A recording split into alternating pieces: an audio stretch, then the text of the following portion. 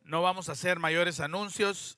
El único que vamos a hacer es el domingo nos volvemos a reunir acá, esta vez a las 2 de la tarde para nuestro servicio de resurrección. Así que, ¿verdad? No vamos a estar en Gateway una vez más, sino que vamos a estar acá el sábado domingo a las 2 en nuestro servicio de resurrección. Nuestros hermanos en inglés se reúnen a las 11:30, así como se reúnen hoy a las 8.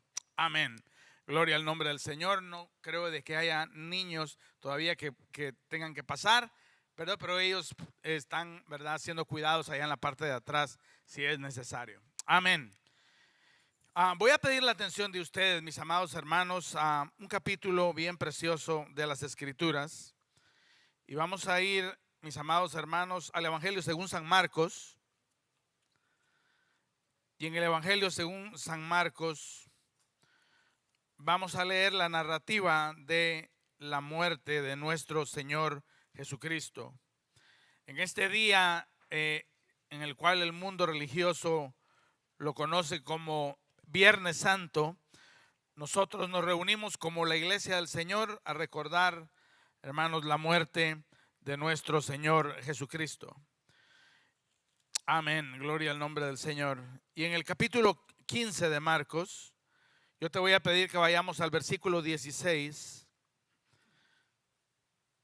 Después de haber soltado a Barrabás, Pilato quiso complacer a la multitud y ordenó de que Jesús fuera crucificado. Y esta es la narrativa de la muerte de nuestro Señor. Bienvenidos a aquellos que están con nosotros por primera vez en español. Que Dios les bendiga. Amén, mis hermanos. Versículo 16 dice de la siguiente manera: entonces los soldados le llevaron dentro del palacio, es decir, al pretorio, y convocaron a toda la cohorte romana y le vistieron de púrpura, este es el color de los reyes, y después de tejer una corona de espinas se la pusieron y comenzaron a vitorearle y diciendo: salve el rey de los judíos. Y le golpeaban la cabeza con una caña y le escupían, y poniéndose de rodillas le hacían reverencia. Y obligaron a uno que pasaba y que venía del campo, Simón de Cirene, el padre de Alejandro y de Rufo, a que llevara la cruz de Jesús. Y le llevaron al lugar llamado Gólgota, que traducido significa lugar de la calavera. Trataron de darle vino mezclado con mirra, pero él no lo tomó. Y cuando le crucificaron, se repartieron sus vestidos, echando suerte sobre ellos para decidir lo que cada uno tomaría. Y era la hora tercera cuando le crucificaron. Y la inscripción de la acusación contra él decía: el rey de los judíos. Crucificaron con él a dos ladrones, uno a su derecha y otro a su izquierda. Y se cumplió la escritura que decía: con los transgresores fue contado. Y los que pasaban le injuriaban, meneando la cabeza, y decían: va, tú que destruyes el templo y en 3 días lo reedificas, sálvate a ti mismo, desciende de la cruz. De igual manera también los principales sacerdotes, junto con los escribas, se burlaban de él, entre ellos diciendo: a otro salvó, a sí mismo no puede salvarse. Que este Cristo, el Rey de Israel, descienda ahora de la cruz para que veamos y creamos. Y los que estaban crucificados con él también le insultaban. Cuando llegó la hora sexta, hubo oscuridad sobre toda la tierra hasta la hora novena. Y a la hora novena Jesús exclamó con fuerte voz: Eloi, Eloi, lama sabactani, que traducido significa: Dios mío, ¿por qué me has abandonado? Y algunos de los que estaban ahí al oírlo decían: mirad, a Elías llama. Entonces uno corrió y empapó una esponja en vinagre y poniéndole en una caña le dio a beber, diciendo: dejad, veamos si Elías viene a bajarle. Y Jesús, dando un fuerte grito, expiró. Amén. Padre celestial, Señor, somos conmovidos en nuestros afectos, en nuestras emociones al leer este pasaje de la palabra. Allí encontramos cómo, Señor, tu Hijo amado sufrió a la mano, Señor, de judíos y de gentiles, y expiró, Señor, en una cruz por nuestros pecados. Señor, estamos acá, Padre Santo, Señor, considerando este evento, Señor, que cambió la historia de la humanidad. Porque en aquel lugar, Señor, tan oscuro, Señor, nosotros vimos luz. En aquel lugar, Señor, tan terrible, Señor, nosotros encontramos vida. Señor, y contemplando, Señor, lo que sucedió aquel día en aquella cruz, Señor, nosotros somos transformados. Gracias te damos, Señor. Ayúdanos, Padre Santo, Señor, a descubrir los tesoros de tu palabra. Te damos gracias, Padre Santo, y que en ellos nosotros encontremos cada vez más la belleza de tu Hijo Jesús, en cuyo nombre oramos. Amén y amén. Amén. Ponte a pensar en una madre que está regañando a su hijo porque trajo el report card, y el report card tenía muchas C's y alguna D. Ponte a pensar en el discurso de la mamá hacia ese niño que se pasa todo el tiempo jugando video games. O ponte a pensar en una mujer que está desesperada porque su esposo no busca trabajo y no se ocupa en lo que debe de sus hijos. Pongámonos a pensar en un jefe que evalúa a un empleado y se da cuenta de que ese empleado no está dando sus expectativas. Tanto ese empleado que no da la talla, como el niño que está, hermanos, no pasando el grado, como el esposo que está siendo infiel a su casa, hermanos, tienen algo, hermanos, que van a oír de parte de aquellas personas que los aman. Y lo que le van a decir es: tú necesitas cambiar, necesitas hacer un cambio en tu vida. Ahora el cambio ya puede ser un cambio de hábito, puede ser una forma, hermanos, de cambiar en las maneras de que esa persona piensa. Pero si cambiar fuera tan fácil, cualquiera lo haría. Sería como mover un switch de encendido a apagado. Y entonces todos los problemas de las familias, de las escuelas y los trabajos serían resueltos. Ahora el hombre tiene un problema mucho más grande que no pasar de grado, o hermanos, de que no le esté yendo bien en el trabajo, porque el problema más grande del hombre es, hermanos, de que su condición con Dios es algo que necesita ser cambiado. El hombre es universalmente injusto delante de Dios, y su condición, su estatus delante de Dios, hermanos, necesita ser arreglado si este hombre aspira a tener relación con Dios y ser salvo. ¿Por qué? Porque Dios es justo, santo y perfecto. Pero ¿cómo el hombre puede cambiar su condición? ¿Será de que meramente es proponerse ser de hoy en adelante recto moralmente? ¿Será lo que el hombre necesita, un programa religioso de mejoramiento personal? ¿Será de que el hombre lo que necesita son técnicas de meditación, reflexión y automejora? La palabra del Señor, hermanos, habla de esa transformación y ese cambio que el hombre necesita. Y la palabra que utiliza la Biblia es la palabra metamorfosis, que es el mismo proceso, aquellos que estaban poniendo atención cuando estaban dando ciencias naturales, ¿verdad? La metamorfosis es el proceso que sufre un animalito que pasa de ser, ¿qué animalito estoy pensando? La mariposa, ¿no? Pasa de ser una oruga a un gusano y se convierte ¿en qué? En una mariposa de bellos colores. Ahora, bíblicamente, la metamorfosis que el hombre necesita es de un estado de injusticia y perdición a un estado de justicia y salvación. El día de hoy vamos a visitar a alguien que sufrió una metamorfosis, un cambio, hermanos, espiritual tremendo. Y ese fue, hermanos, aquel malhechor que estaba en la cruz en aquel momento cuando nuestro Señor y Salvador fue crucificado. Él sufrió un cambio, hermanos, profundo. Y nuestra pregunta directiva es: ¿qué vio el ladrón en la cruz que transformó su mente, su corazón y su condición delante de Dios. ¿Qué fue lo que este hombre había visto?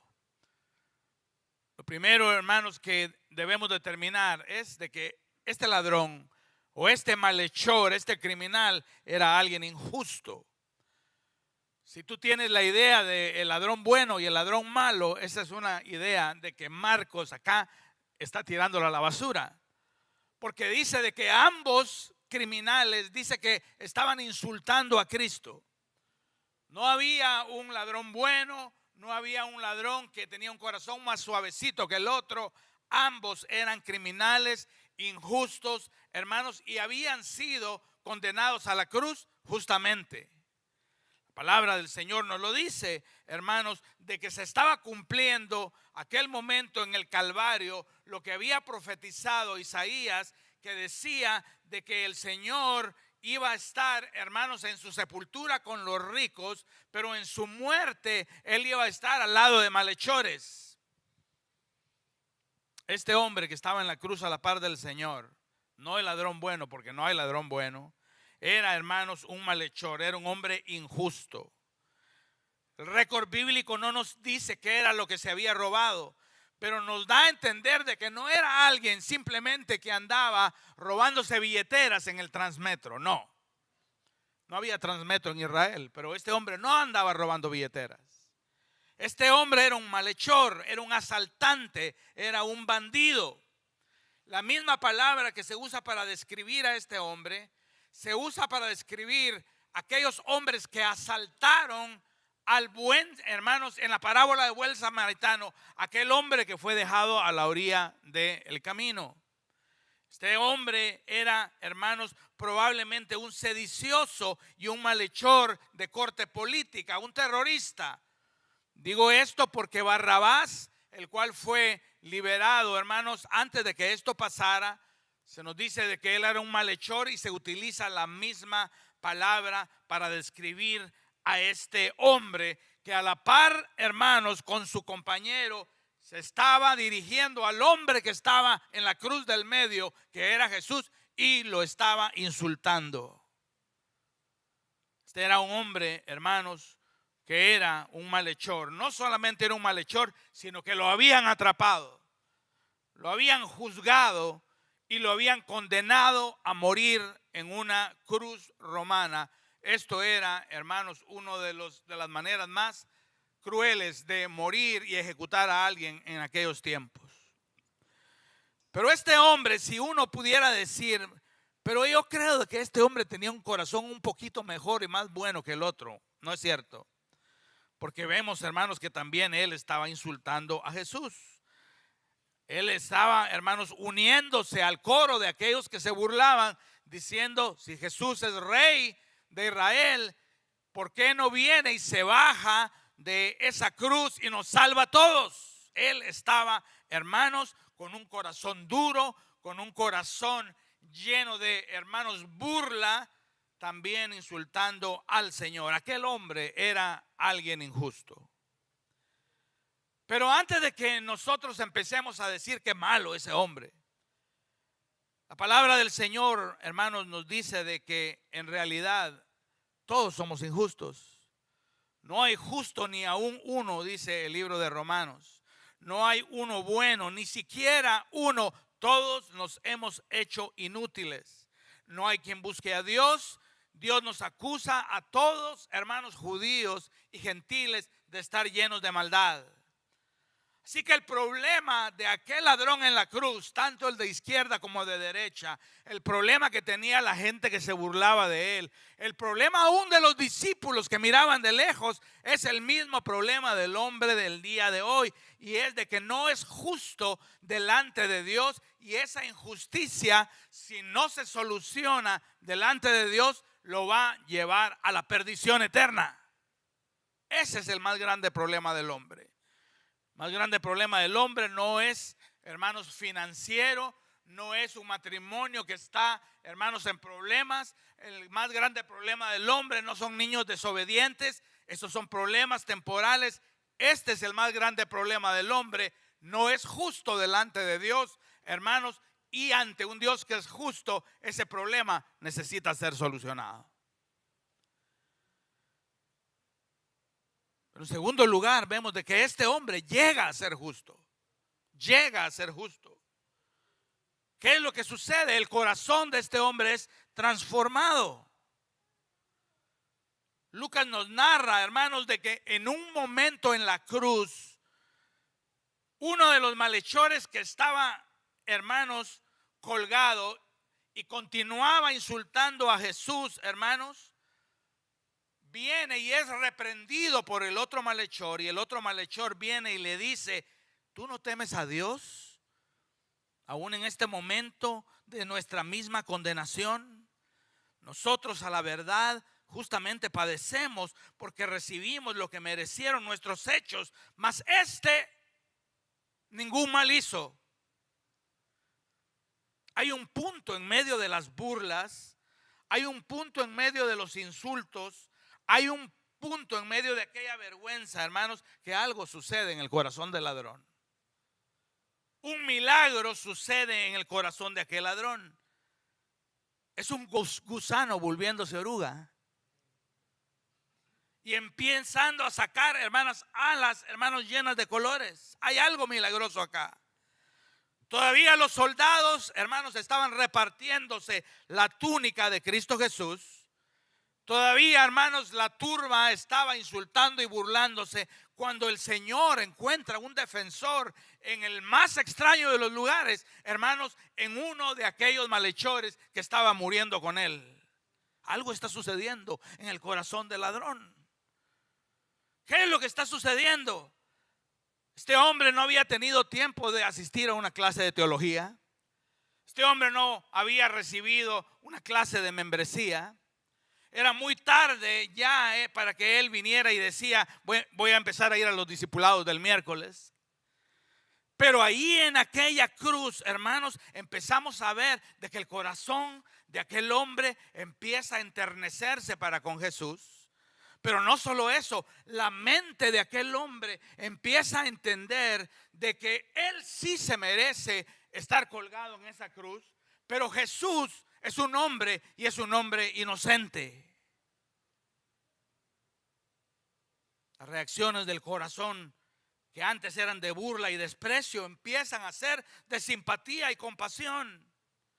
Aquel hombre, hermanos, está siendo cambiado delante de nuestros ojos. Aquel hombre, hermanos, empieza a ser transformado. Y no solo, hermanos, su mente está siendo transformada, no solo su corazón está siendo transformado, también el destino final de su alma está siendo transformado. Él está a las mismas puertas del infierno. Oye, si alguien estaba cerca de las puertas del infierno, era este hombre. Está a punto de morir, está asfixiándose en aquella cruz. Y él viene y le dice a Jesús: acuérdate de mí cuando vengas a tu reino. Y entonces Jesús le dijo: de cierto te digo, hoy estarás conmigo en el paraíso, no mañana. Aquel hombre que estaba a las mismas puertas del infierno tiene un brusco cambio de destino. Su destino también es transformado. El paraíso le es prometido. No tiene muchos tiempos para hacer evangelismo, para hablarle a su familia. No tiene tiempo. Está a punto de morir. Hoy mismo aquel hombre alcanza la gracia y la misericordia divina. Ni siquiera el nombre de aquel ladrón tenemos para la posteridad, hermanos. Pero sabemos de que Jesús, con las pocas fuerzas que le quedaban, viene y le dice: hoy, no mañana, hoy estarás conmigo en el paraíso. Y cuando tú y yo estemos delante de Dios, y cuando se nos abran, hermanos, aquellas puertas, ¿qué argumento vamos a dar para estar en el paraíso? Bueno, yo traté de ser un buen papá, hacía mis devocionales con mis hijos, trataba de ir a la iglesia cuando los pastores me mandaban el texto. ¿Qué argumento vamos a dar, hermanos, sino simplemente venir y decir: Jesús dijo de que yo iba a estar un día con él?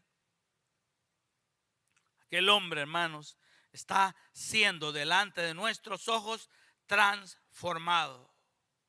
No hay demoras para entrar en gloria, no hay condiciones, no hay un tiempo de probatoria.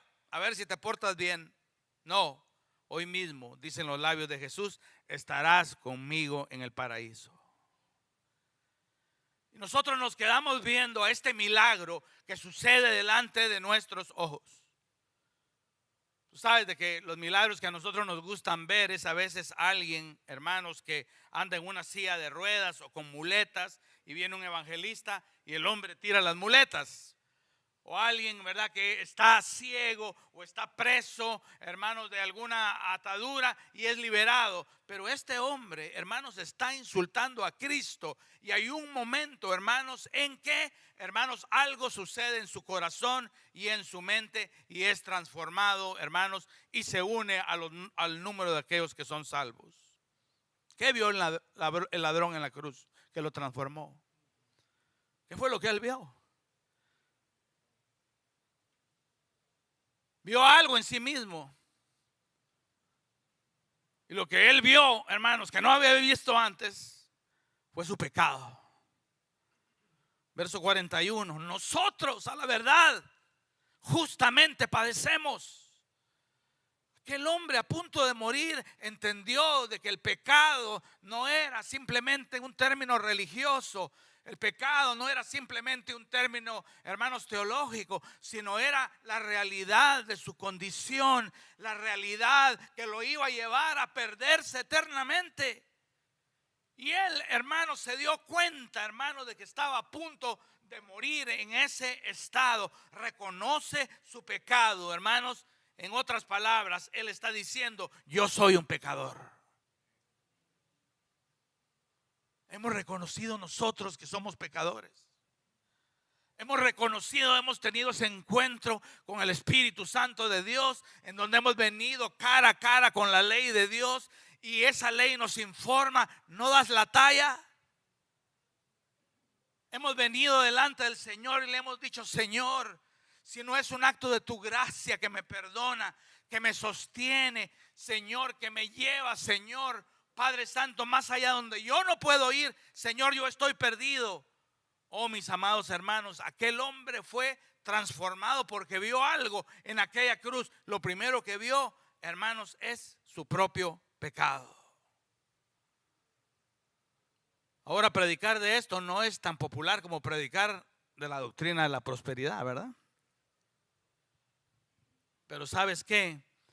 Hermanos, nosotros debemos de tener un encuentro con esta realidad. No puede ser evitada ni debe, es más, debe ser parte de nuestra vida el saber y entender: Señor, yo soy un pecador. Señor, perdona mis pecados.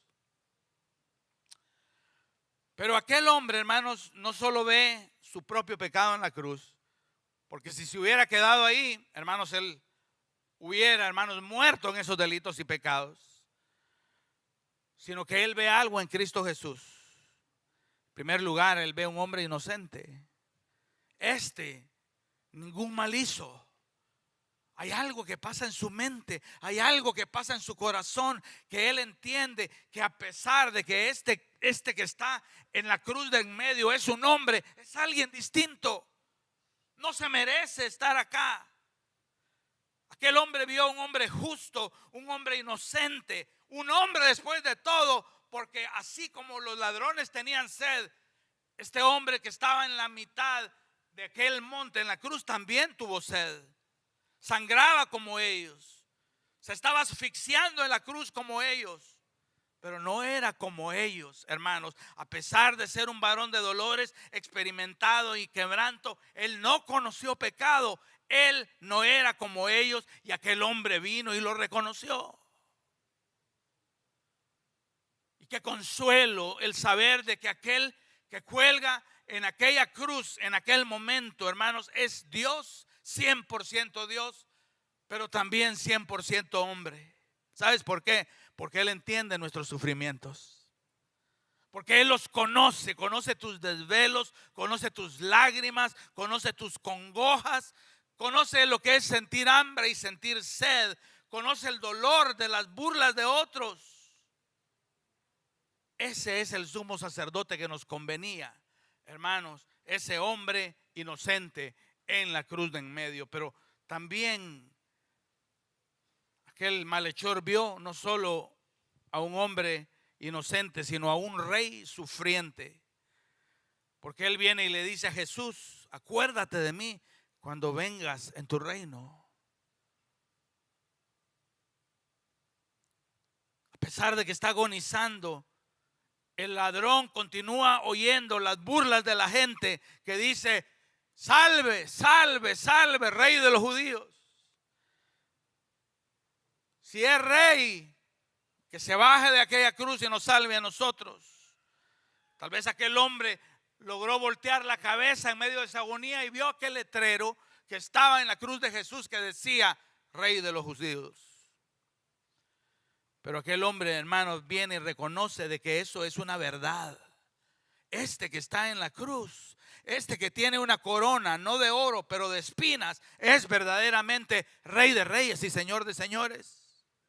Lo cree en su corazón. El Espíritu trabaja con sus afectos y con su mente, hermanos, lo transforma y sale de sus labios esta, hermanos, poderosa petición: acuérdate de mí cuando llegues en tu reino. Y el Señor viene y le dice: hoy mismo, porque estás reconociendo tu pecado y me estás reconociendo como el rey de aquel reino que invita a pecadores por el solo hecho de creer de que yo soy el Jesús, el Mesías prometido. Yo te pregunto: ¿es Jesús tu rey? ¿Es Jesús tu Señor? ¿Es aquel a quien tú vienes y debes lealtad? Que no sea Jesús simplemente a alguien del cual yo me acuerdo el domingo y la Semana Santa. El ladrón lo vio y vio a su rey y vio a su Señor. ¿Cuántos dicen amén? Pero aquel malhechor al morir vio en Jesús su única esperanza. ¿Quién lo iba a sacar o a salvar de la cruz a aquel hombre? ¿Quién lo iba a salvar del infierno? El ladrón vio a Jesús como su única esperanza en esta vida y en la siguiente, de escapar su terrible destino. Acuérdate de mí.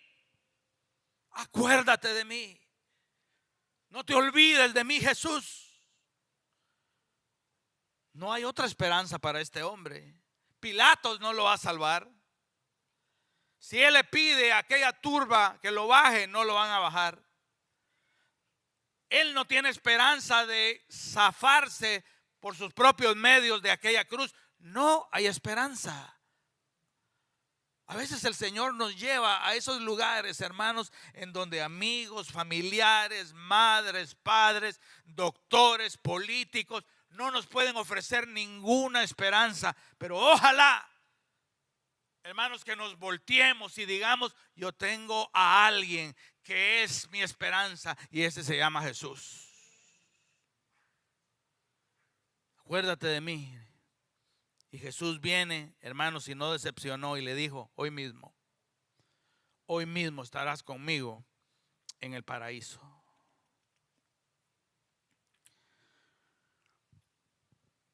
De tal manera que yo hago esta pregunta pastoral: ¿qué es lo que nosotros vemos cuando vemos a Jesús en esa cruz? En este viernes en donde nosotros estamos trayendo a la memoria el más grande de los sacrificios.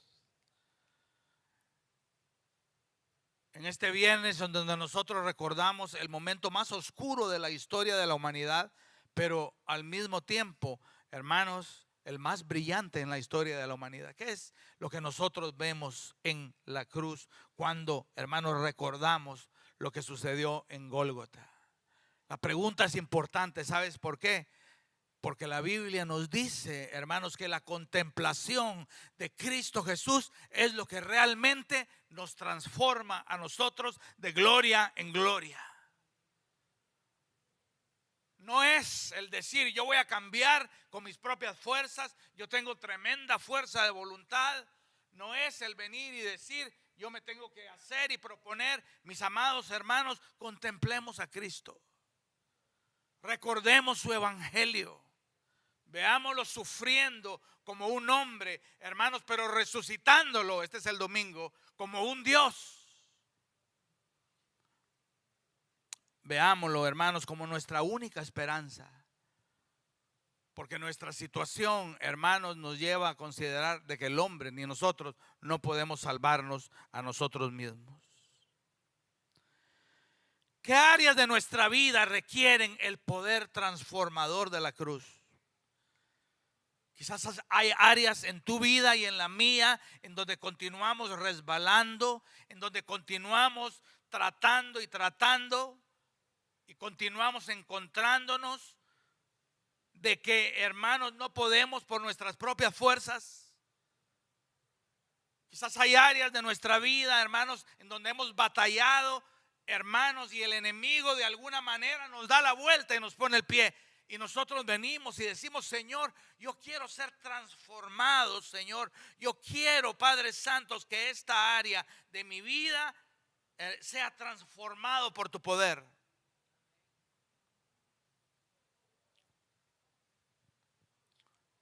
¿Sabes cuál es el poder más grande? El poder transformador. El poder que transforma a las orugas en mariposas. Pero algo mejor, el poder que transforma a los malhechores en cristianos es el poder de la cruz de Cristo Jesús. No hay otro poder. Cito al apóstol Pablo, hablando de Israel, endurecido, hasta el día de hoy lo están. El apóstol Pablo dice: cuando ellos se vuelvan al Señor, como aquel ladrón, como un día tú y yo nos volvimos al Señor. Cuando se vuelvan al Señor, el velo se quitará. Porque el Señor es espíritu, y donde está el espíritu del Señor, ahí hay libertad. Por tanto, nosotros todos, miren, hermanos, ahí es donde nuestra mirada debe estar puesta. Por tanto, nosotros todos, mirando a cara descubierta como un espejo la gloria del Señor, somos transformados de gloria en gloria en la misma imagen, como por el Espíritu del Señor, a la imagen de Cristo Jesús. Tenía razón el escritor de Hebreos. Esta es la manera de correr la carrera cristiana. Puesto los ojos ¿en quién? No en mi cónyuge, no en el presidente, no en lo que dice el host de CNN o de Fox. La única manera de correr esta carrera cristiana es puesto los ojos en Jesús, autor y consumador de mi fe. ¿Cuántos dicen amén? ¿Qué vio el ladrón en la cruz? Que transformó su mente, su corazón y su condición delante de Dios. Él vio la realidad de su propio pecado y vio en el hombre de Dios, Cristo Jesús, su única esperanza para cambiar su condición delante de Dios, y al creer fue salvo. Cerremos nuestros ojos. Amén.